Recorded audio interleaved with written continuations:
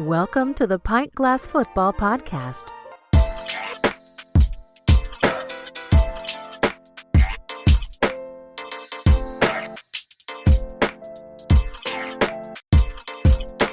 I'm excited to be joined by Adam Spencer. He covers all 16 SEC football teams for Saturday Down South. Be sure to check out his work there. Adam, thanks for coming on the show. Yeah, thanks for having me. I appreciate it. Yeah, I'm excited, man. I'm rolling solo today. My co-host is actually on vacation, but I've got you here to break down the SEC. And, man, I've got a lot to get to, so it's going to be a lot of fun to kind of bounce around and talk about a lot of these programs here. But I want to start with some news. And, of course, the big story that's really been all over the place is what Greg McElroy said at SEC Media Days. He said, quote, a very much in-the-know person that I have a lot of respect for and I've spent a lot of time around, just really, really admire. They seem to think Nick Saban's not done coaching. I know a lot of us have been hearing this. It's been all over the place.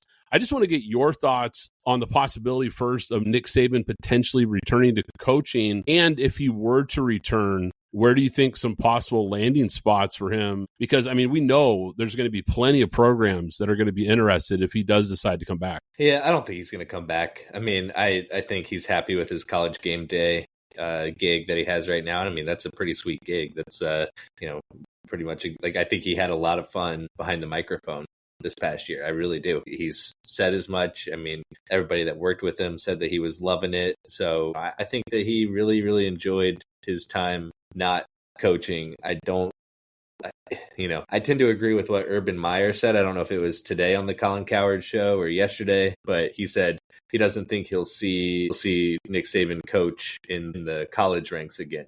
And I agree with that. But, if there is a reason for him to come back, maybe it's to, try to right the wrongs of his time at Miami in the NFL. So I think maybe the NFL, but even that, I don't personally see him coming back. But if I had to bet, it would be in the NFL ranks. And once you get into that, the most interesting possibility would be the Cincinnati Bengals if you want to win right away and have a team that has some talent to it. So, that's something to keep an eye on, I guess. I don't have any inside sources or anything, but if he was going to come back, he'd probably go the NFL route, I would guess. And if he was going the NFL route, I'd put, a couple bucks on the Cincinnati Bengals being the team. Yeah, because I'm with you. I can't really imagine a route for college football. He's already climbed that mountain. Obviously, you can make a strong case that he's the best college football coach of all time.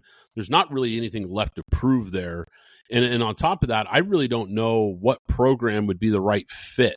So I would say that the right fit would be West Virginia, but they just hired Rich Rodriguez. So if, I don't see them firing him after a year. If there was a college program that could sway him, I think it would be West Virginia, but I just don't think that they're going to be open. Yeah, I read some articles about that, and that would be an interesting one. My big question is, and I don't know this, and maybe you do they have the NIL war chest to compete at the highest level? Because I think that was kind of seems to be one of the issues at Alabama. Right before he left, there was a lot of rumblings where he started talking about NIL, and this was right at the time when Texas was getting ready to move into the SEC, and I think he kind of saw around the corner knowing that, look, we might not have the funds to really compete with the top tier programs now that the NIL had kind of changed the game.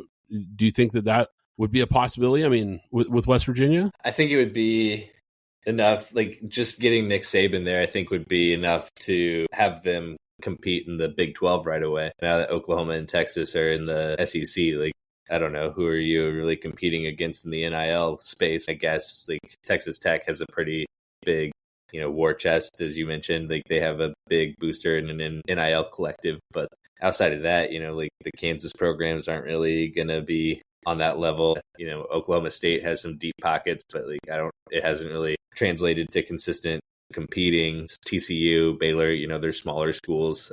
I think that just getting Nick Saban to West Virginia would open up the pocketbooks of, some big West Virginia boosters there. So I think that if he went there, they could compete. Like I said, I just don't see them really moving on from Rich Rod after one season. So I think that that's out, but I think that would be the one program to keep an eye on if he does get that itch. Yeah, definitely fascinating. I think things would really have to go off the rails for them to pivot off of Rich Rod that quickly, like you said. And I do think the NFL makes a lot of sense. I never, if he ends up in the NFL, I never thought there'd ever be a world where Bill Belichick would be a college coach and Nick Saban would be an NFL coach. That would be bizarro land. But I want to shift here to some other news here because SEC Commissioner Greg Sankey recently said that the 12-team playoff format could stick around. And with the SEC and the Big Ten, we know they really hold the most sway when it comes to this. Is it fair to say that the SEC is under some real pressure to perform if it wants to maintain control over the format moving forward?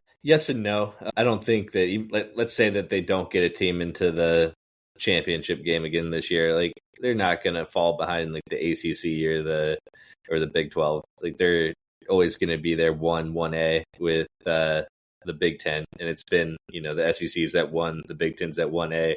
That's what everybody's seen recently. Maybe that flips if the Big Ten wins another title this year to the Big Ten being the top dog and the SEC being right behind. Those two leagues are always going to have the biggest sway just based on the brand names, based on the money that's coming in, based on the TV deals. So I don't see them falling too far behind. I don't think that the money's going to suddenly be there for, these middle tier Big 12 and ACC squads to make the jump. So as long as they stay like significantly above those two leagues, then I think that they'll continue to have some power. It's just about, can they really put their stamp on this season, the way that they have in baseball, the way that they have in college basketball. It's all about, can we do all three things at once? If you're Greg Sankey, now that you've reached the top at the basketball world and the Big Ten's in the men's world hasn't won a national title since can you get football back to where it was? And it's only been a 2-year decline. So I think that they'll, just looking at the teams this year, I think that they'll be just fine in the playoff this year, and we'll kind of put this narrative to bed. Yeah, I think that's certainly more than fair. Now, speaking of money, there's been a lot of talk about the SEC potentially adding a 9th conference game. Greg Sankey defended the current strength of schedule, rightfully so. And he said, but he also said they're still evaluating it. Now, The Athletic reported that ESPN would pay somewhere between $50 to $80 million more annually for a 9-game SEC schedule. Does that kind of money, do you think that makes this just inevitable? I think, I would bet that they would go to a 9th game eventually. But Eli Drinkwitz was talking about it at SEC Media Days today, and he was mentioning it doesn't matter 8 games, 9 games. It's all about getting games that matter to the fans. And if you don't have the fans on your side, then what are we even doing? And I thought that was true. If the SEC stays at 8 games, maybe the solution is to have the Big Ten go back to 8 games, and then can Fox and ESPN pay for a joint Big Ten SEC challenge every year?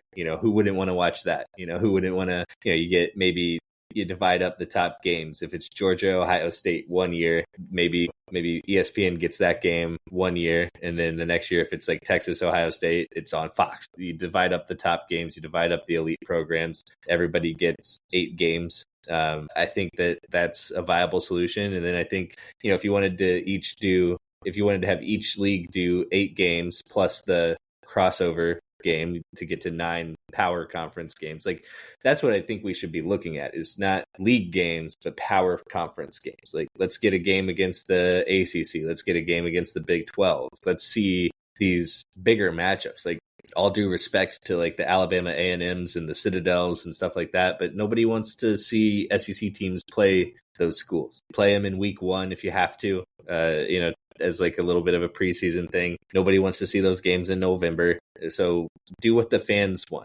If you're going to try to make money, just do what the fans want, and the sport will continue to grow. Yeah, I love the idea of that, because you're right. I think it's more about quality games, not necessarily having to be conference games, because you're right. I mean, is it more important that Oregon plays Rutgers? Right.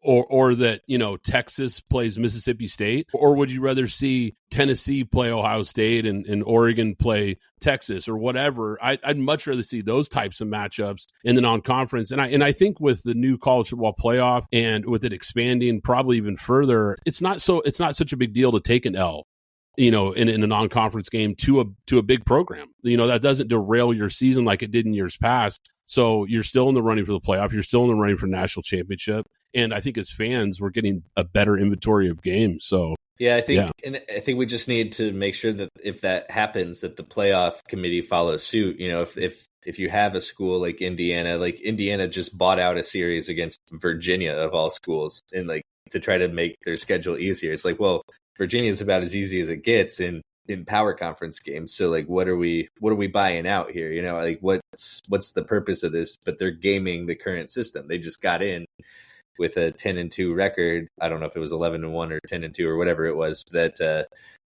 didn't feature quality wins anywhere across the board. So they're banking on, if Virginia is too tough to play, then like we have a problem with the selection committee. And if Alabama's playing 10 power conference games and Indiana's playing 9 with a 3-game slate, it includes an FCS team and 2 nobodies in the group of 5, we should be rewarding Alabama for playing that tougher schedule. And if that happens, then I do think, once the coaches see that tough schedules are being rewarded over nobody's schedules, then like I think that they will start to schedule tougher games. Yeah, not to get too off subject here, but it kind of makes me think back to last year's college football playoff when there was a lot of conversation about Alabama possibly being the last team in, and it was basically between them and SMU. And I was making the case that, like, who did the SMU play? Who'd they beat?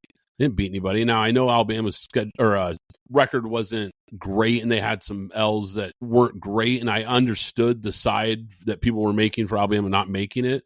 But my whole point was, look at the schedule they played. Look at their quality wins. And so there is something to be said about that. Yeah, and I think if you moved one of Alabama's losses from like at Oklahoma or at Vanderbilt to like if they lost, let's say like the LSU game, that's a more quality loss. They don't, lose to a school that's struggling. So it's just, these hypotheticals, you could go either way. But like if Alabama's not getting in with a 9-3 record over a school like SMU or Indiana with better records but less quality opponents, then they're not going to be incentivized to play those games. And, I don't even know if an increase in TV money is going to negate that, because they need the playoff money to make it all sort of gel together too. Yeah, that's a good point. Now, let's jump into the conference here, because I want to start with Texas. This team is loaded. I mean, they are loaded with talent. I've taken a good look at this roster here. Obviously, Arch Manning taking over at quarterback, a lot of excitement around that. On paper, this looks like a championship roster to me. What's the kryptonite for this team? What could derail this team? Not much. I mean, an injury to Arch Manning, because they don't have Arch Manning backing up Quinn Ewers this year. So, I think that the backup quarterback situation is a little less settled this year. I expect big things from Ryan Wingo in the receiving game. I think that he's ready to take a big step forward, but if he doesn't, then, the receiving core has some question marks in it. Gunnar Helm was a really big part of what they did last year at tight end, and I don't know if they have a guy to step into that role right away. They reshuffle the offensive line. I think that Gooseby is going to be a really, really good potential round 1 NFL draft pick, but he's got to show it. And if he struggles out of the gate with the shift to left tackle, that's a cause for concern. I think that the defense is loaded. I'm not too concerned about the defense. They have studs at all 3 levels. I think that no matter what happens, I think their defense is going to be really, really solid. If the offense struggles a little bit, even if they struggle a little bit, I still think even if things go horribly wrong, 9-3 is the record if things go horribly wrong. So, I mean, we'll see. But yeah, I think you're right. I think that this is a championship caliber roster, and I think we'll see them in the playoff. Yeah, I think so too. They have some tough games. Obviously, Ohio State on the road opening this season is going to be must watch, but there's a couple harder games on the schedule. But yeah, it's going to be hard to think that they're not going to be favored in most of these games and have a real shot to make a run at it. Like I said, I was looking at this roster just going, where's the weakness here? They just look loaded, like you said, all 3 levels, offensive weapons. I know it was a small sample size, but Arch looks like the real deal. They're going to be a tough out. They're going to be a fun team to watch. Now, that's for sure. Do you think that he should be the Heisman favorite going into it? Because I think that that's a bit much, but I agree with you that I think that even with the limited sample size, I think he's going to be top 5 SEC quarterback, but it's a loaded SEC quarterback class too. It is, and we'll talk about some of these guys, but you're right. I think maybe just the combination of the fact that Texas should enter the season AP number 1, that I think that obviously comes with some lofty expectations, and then you attach Manning to it. I get it, but I think obviously there's a lot more quarterbacks out there that are more proven that probably deserve to be the favorite. Drew Aller at Penn State, Nussmeier at LSU. There's some guys off the top of my head that I think are probably more deserving for that, at least early recognition. But yeah, the hype's real. We've been hearing about this kid since he was in high school. We heard this was coming, and I think we're all just kind of at the edge of our seats waiting for it. So absolutely exciting things to see what they do here. Now, we talked about Nick Saban. Obviously, Kalen DeBoer takes over last year, season 1, Alabama. Didn't go as expected for them. We saw a little bit of a dip here, and this is a program with did I say, an unrealistic fan base, maybe, so to speak, after the unprecedented success that they had under Nick Saban. But this is still a talented team. And I look at this team, I think enough talent to at least make things interesting in the SEC this year. But there's also some question marks. Your thoughts on Alabama? What's kind of the floor? What's the ceiling for this team? Yeah, I think that, like we just talked about with Texas, I think that the defense is going to be fine. Like, this is a loaded defense. I think Kane Womack, I think that this is his last year running the defense because I think he's going to get another head coaching opportunity. They're loaded all over the place on defense. If you look at any mock draft, there's 3 or 4 guys going in round 1 from the Alabama defense alone. It's going to come down to the offense, but I think that when Kalen DeBoer and Ryan Grubb are together, it's kind of a 1 + 1 = 3 situation. Like, they're more than the sum of their parts. And I think that it was kind of weird that they kind of took that detour last year, because even back in 2023, Saban tried to hire Grubb away from Washington, and he stayed at Washington, and we saw that ended with a spot in the national championship game. So it was weird that he kind of left for the Seahawks last year, and it didn't work out. And now he's back with DeBoer, and I think that they're going to get that offense sorted out. So I think that their ceiling is 11-1. I think that their floor is another 9-3 regular season, which I understand. Like, Alabama fans aren't going to be happy with another 9-3 season, but that's their floor. I think they're that good of a team. I'm a Missouri graduate, and everybody talks about how easy the Tigers schedule is, and it is for a SEC schedule. But they still have that game against Alabama, and that's the one that everybody expects them to lose, and I expect it too. That's a really good team that they've put together, and I think that if Ty Simpson can just look at the quarterbacks that Saban won titles with. It was 3 with McCarron, it was 1 with McElroy, it was 1 with Jake Coker. Those guys, if Ty Simpson can be those guys, I think that the defense is good enough to carry them to the playoff. Yeah, I'm glad you brought up Ty Simpson, because is it fair to say that Milroe, is as talented as he is, it wasn't really an ideal fit for Kalen DeBoer in that offense? Is Ty Simpson a better fit for what he really wants to do offensively? I think so. Yeah, I think that Milroe's inconsistencies as a passer, he was a dynamic playmaker. He could throw the ball like crazy when he was on his game, but when DeBoer was at his best, Michael Penix wasn't running all over the place. The guy has duct tape for ACLs at this point, so he wasn't running all over the place. He was a pocket passer who could move a little bit, and I think that that's the kind of prototype that DeBoer and Grubb want in a quarterback. And I think whether that's Austin Mack, whether that's Ty Simpson this year, I think that they have that. And I expect the quarterback to be more consistent. And, you remember the Oklahoma game, Jalen Milroe was really going through it that game.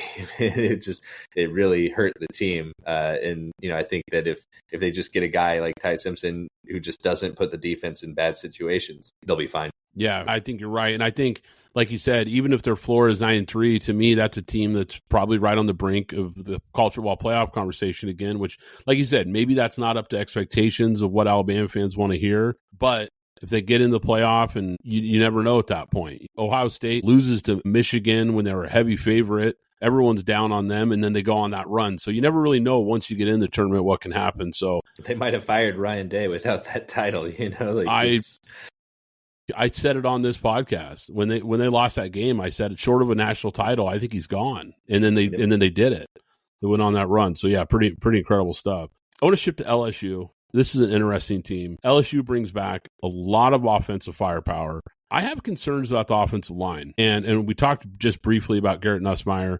This is a guy that's being viewed as a first-round pick, a high-level quarterback. I have questions, though, if they can protect this guy and really unlock the firepower that they have for this offense, because I think that's a real concern for them. What do you make of LSU this year? Yeah, Will Campbell is a quarterback's best friend, and anybody who thinks that they're not going to miss him doesn't know football. So like they're going to miss him. Garrett Nussmeier, though, the next step in his progression is covering up for some of that stuff. Like even with Will Campbell, like there were times when like you saw him try to extend plays in the pocket and he'd like turn into a defender running at him. Like he's got to have a better clock in his head. He's got to be better at working inside the pocket, stepping up.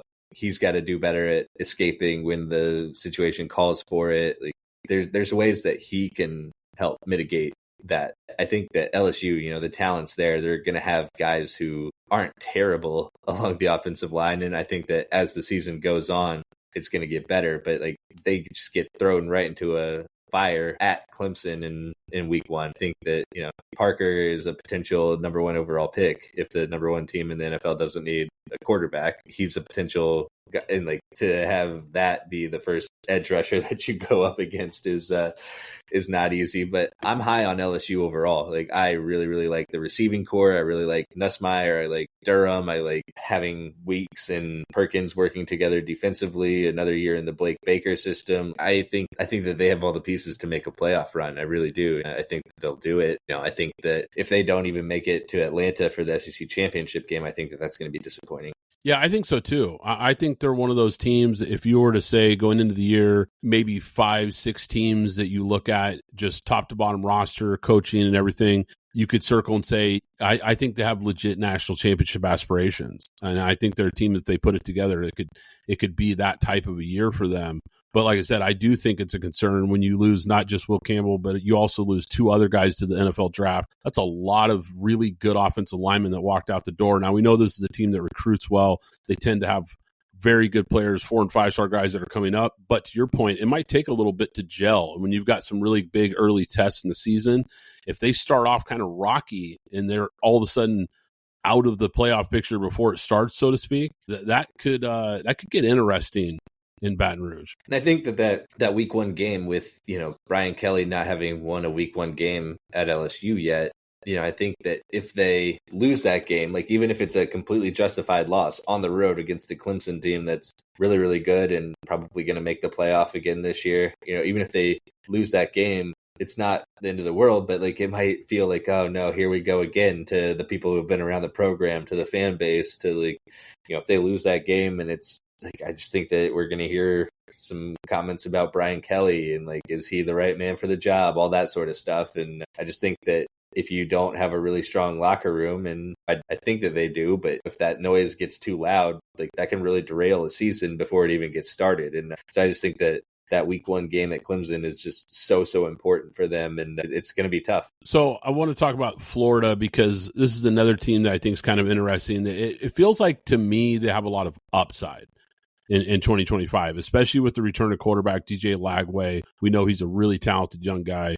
How much noise can this team make? Is it realistic to think that this could be kind of a breakout year for Napier in this program? It all depends on Lagway's health. They were like 6-0 or 7-0 in games that he started and finished last year, but like that's not enough. Like he's got to start and finish more games, Like that's what it comes down to. I was really impressed by him at SEC Media Days. He addressed the injury concerns with humor and head on. So, I expect him to start the year well, but it's just, can he deal with the dings and nicks that come throughout a college football season? Like it's a long year, you're going to take big hits. I think that his offensive line is really good. One of the better units in the country. Jake Slaughter's a future 1st-round pick, I would say. It's just going to be about, can they keep him upright? Because, and the receivers too, like Trey Wilson was in and out of the lineup last year. And when he was in, he was really, really good. It's just about having all those guys healthy and able to play behind the offensive line, because that offensive line's great. The defense, I think, is going to be really solid. I think that they have some studs in the running back ranks. I think that the freshman Dallas Wilson, I think he's going to be a guy to keep an eye on this year for sure. About can Lagway start and finish more games, because they're really good when he does that, and he's just got to, like, availability is the best ability at the end of the day. I want to talk about Georgia. We know this has been the program, the top of the mountain the last few years in this conference, and they're loaded again. This is another roster. We just talked about how if you were to kind of look at some of these top to bottom rosters, I said there's maybe 5-6 teams look at the beginning of the year and say, okay, this could be a national championship team. I think Georgia definitely fits on that list, but I have questions about their offensive line as well. And I have some questions about Gunnar Stockton at quarterback. Am I wrong? No, I was surprised that they didn't hit the portal for somebody. I think that even if you believe in Gunnar Stockton, which they clearly do, I mean, it never hurts to have depth. It never hurts to have competition. I was surprised that they didn't at least kick the tires. Maybe they did, but it just didn't get out. I don't know. But I was just surprised at the lack of portal activity they had at the quarterback position. Yeah, I think that the offensive line's the big thing. I think that Stockton, we talked about Nussmeier earlier, needing to improve his ability to mitigate some of those offensive line losses. I mean, I think Stockton has those tools. He's a better runner than Nussmeier is. I think that the Georgia receiving core, maybe they'll actually catch some passes this year. Who knows? I mean, they didn't catch many last year, but they revamped that unit, and I think they did a good job with it. The defense, I think they're going to miss some of these guys that went to the NFL. There's only, I know that we say this, they said it, people were saying it after the 2021 season when Jordan Davis and company got drafted, that there's no way that the Bulldogs can be that good on defense again this year. And then Jalen Carter comes along and the defense is even better the next year in their second championship run. So, you never want to doubt a Kirby Smart defense. I have questions about this team, but it also seems like when you doubt the Georgia Bulldogs, they weren't preseason number one either of the years that they won the title. Then they were preseason number one a couple times and they didn't win the title. So I think that Kirby Smart loves being the underdog here. And I think that we saw it last year. Even in a down year, they won the SEC championship game over Texas and beat the Longhorns twice. So they get the Longhorns again this year in Georgia this time. I don't think it's out of the question to expect them to make it back to Atlanta, and we know how much they dominate in Atlanta. Yeah, that was another one of those games when we were talking about the Texas schedule. Obviously, Ohio State early, but that Georgia game certainly one where you could see Texas stumble because that's going to be a really, really tough matchup for them on the road, especially. Or it feels like to me, Adam, maybe half of the SEC coaches could legitimately be considered on the hot seat going into this year. Brent Venables entering his fourth year at Oklahoma. I think there's some pressure there. We kind of mentioned Billy Napier. He's heading into year 4 at Florida, and I think there's some real expectations for them to kind of make a jump this year. Kalen DeBoer, I think it's way too expensive, I think, to fire him at Alabama after just 2 seasons, but I do think there's some pressure on him. I don't know if necessarily a hot seat, but I think there is some pressure after that disappointing year 1. Jeff Lebby at Mississippi State is also heading into just his second season, but he has a huge rebuilding job on his hands. Sam Pittman at Arkansas, Hugh Freeze at Auburn, Brian Kelly year 4 at LSU. We just talked about them. I think there's some big expectations for them this year. Maybe not as much with Mark Stoops at Kentucky, but I think you could maybe throw him into this conversation as well. Let's talk about it. What do you think about this list here? Out of these guys I mentioned, how many of these do you think are legit hot seat guys, and how many guys do you think survived this season? Yeah, I mean, I think that we're going to see some hot seat activity in the SEC this year just because everybody came back this year. That's not going to happen again. Somebody's going to go. I would put Jeff Lebby on the coldest seat in that because he's heading into year 2, but we've also seen Mississippi State move on from a coach after 2 years here in recent history. So it wouldn't be the most shocking thing in the world. Stoops, I think if he has another year like he did, and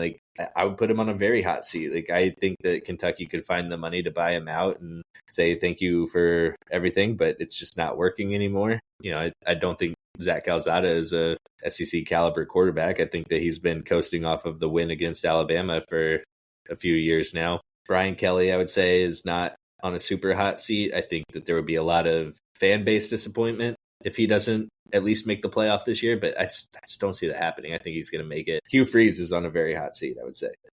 I think we're seeing it with this chatter about his golf game is just never good. When that's the narrative around you and it coincides with a utter collapse of your recruiting class, that's never good. And he makes these comments sometimes that throw everybody else but him under the bus. And if Jackson Arnold doesn't work out, it's okay, I thought you were supposed to be the quarterback guy. So, I think he's on a hot seat. I think Sam Pittman, that schedule's brutal for Arkansas. They get Notre Dame in non-conference. They have to go to Memphis, which is a sneaky tough game. And I think they also have to go to Ole Miss. And I think that that's all before the end of September. So like that's a brutal schedule there. I personally think that this is it for Sam Pittman. That's tough because it's like, what's he supposed to do with that schedule? Like who can take Arkansas to the level that it needs to be taken to compete with a schedule like that? I don't know who that person is. So I think he's gone after this year. Venables probably stays. They put a lot of investment into that offense, and the defense we know is going to be good. I think that Napier we'll know by mid-October if he's going to stay or go, because they just need to get off to a hot start. And if they don't, then that's probably it for him at Florida. So yeah, I think that we're going to see some changes this year. I don't think half the league is going to turn over. I don't think you do either, but I expect 2 or 3 positions to come open probably. I think Brent Venables is definitely interesting though, because this is a blue blood program, and I think they came into the SEC with bigger expectations, knowing that it's a big jump from the Big 12, but I don't think they expected it to be this rocky. So another disappointing year for them. I think it could heat up for him. Yeah, I just like the investments that they made on offense. Like I like the Mateer, Arbuckle, Washington State additions. I think that that's so important to not only bring in a quarterback, but you bring in his offensive coordinator too. So now you have 2 guys that can teach the system. Jaden Ott's awesome. Nick Anderson's already been hurt in a car accident at LSU. And I just think that everybody who was involved in that Oklahoma receiving room last year just needs a priest at this point. I think that they need to exercise that room. I think that everybody needs blessed. They need to figure out what happened in that room last year, because everybody got hurt. If you set foot in that room, I would bet that some reporters went down with injuries too last year. It was insane. So I don't think that they're going to have that level of injury history again this year. So I like some of those pieces. Deion Burks is a really good piece. I think that the offensive line can't be worse than it was last year. The defense is going to be fine. Venables is taking over play calling again, which I think is a sneaky important thing. So they'll be fine. I like the investments that they made. But yeah, you're right. If those investments lead to another 7-5 season, or 6-6, or 5-7, yeah, he's probably gone. I just think they invested enough in the right places that they'll get to 8-4 or 9-3. Now, everyone's talking about Georgia and Texas. They seem to be kind of the consensus favorites. I know LSU is getting a lot of buzz too, but which under the radar SEC teams do you think have a real shot to crash the playoff party in 2025? I'm still high on Ole Miss. I think that the ceiling for Austin Simmons is a top 10 Heisman finish. I don't think he'll get to New York this year in his first year as a starter, but that kid has a good head on his shoulders. We saw him come in when Jackson Dart got dinged up against Georgia last year and keep the ship rolling. He did a really good job in his limited action. He didn't make mistakes. He's got all the arm talent in the world. He's been in the system for 2 years now, so this is his 3rd year, I believe. I just think that him and Lane Kiffin are going to be on the same page. Caden Lee is a really, really good receiver. They bring in a couple of additional transfers that I think are going to hack. The offensive line is going to be steady, I think. The running game, I think, is a little bit of a concern because Lane Kiffin loves to run the ball. They still run it more than they pass it. That's the quarterback puts up so many numbers under him because they just run such a high volume of plays. But Ole Miss, I think, Perkins on the defense there, he's going to be a sack machine. They have some talent at some key spots, and I think that they're a team that's not getting enough buzz as a potential sneaking into Atlanta or getting into that playoff, because they lost to Kentucky last year. If you just take that Kentucky loss away, they're in the playoff.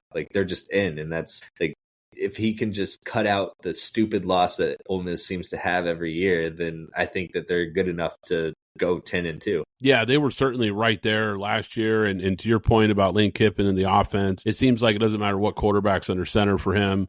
They're putting up big video game type numbers. I mean, people can say whatever they want about how prepared they are for the NFL. That system works for him in college. There's no doubt about it. And I expect another big offensive output from them. And like you said, that's certainly a good answer, because I think that is a team that was right there. And I think they have enough talent to make another run at it. So let's flip it to the other side here. Which SEC programs do you think are getting maybe a little too much preseason hype and could underachieve this year? Well, we've already talked about Georgia, and I don't like to bet against a Kirby Smart team. I think that Auburn is another school that's just getting Like, they do have the talent, but like Hugh Freeze has had talent before. Like, the defense was really, really good last year. He's supposed to be the offensive guy, and he did not put it together, and he threw his quarterback under the bus. It's like, you're the one that signed off on bringing him in. You're the one that wanted to bring him in. So like, that falls on your shoulders at the end of the day. I've seen Auburn in the top half of some power rankings. I don't know where they're going to finish at SEC Media Days in the poll.